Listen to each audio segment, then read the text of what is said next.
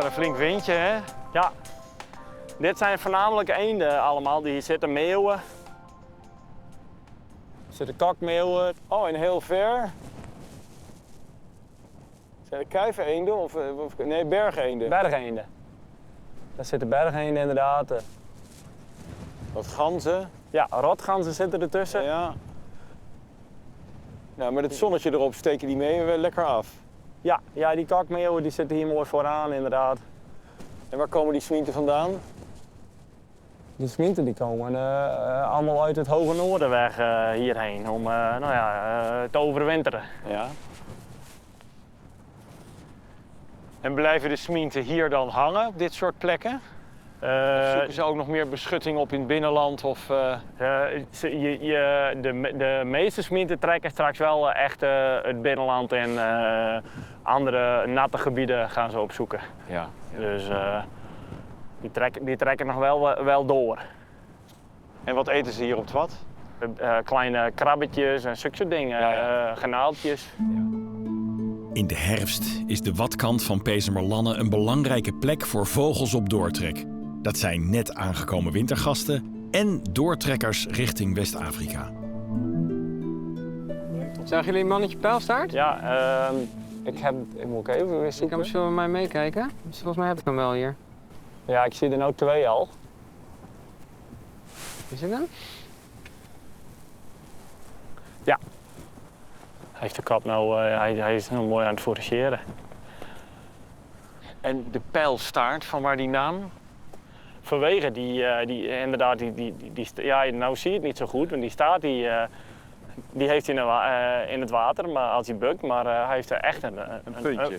Een pijlstaart heeft Ja. hij. Nou, lopen we even naar het hek. Even daar kijken. Ja.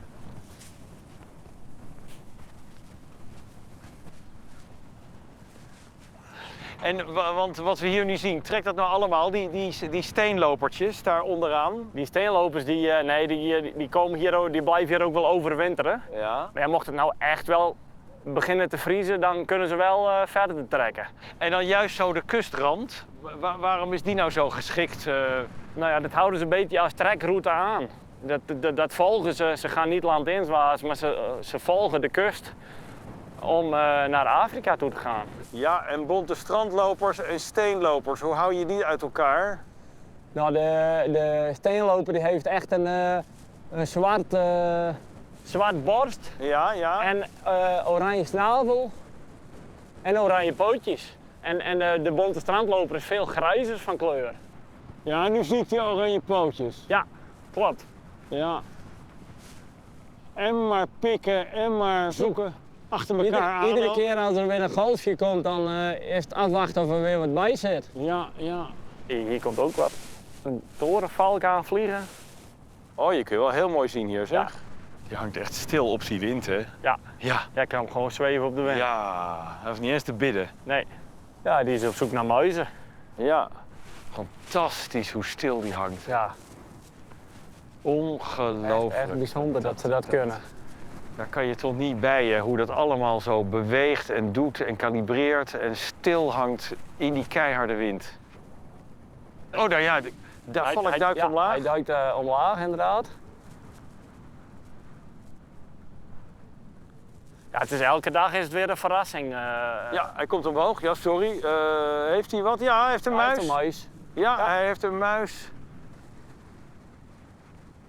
Nou ja, toch bijzonder even zeg, Ja. om zo'n duik van zo'n valk te zien. Jongen, knap toch hè? Ja, zo op de wind blijven hangen. Ja, en dan paf. Ja.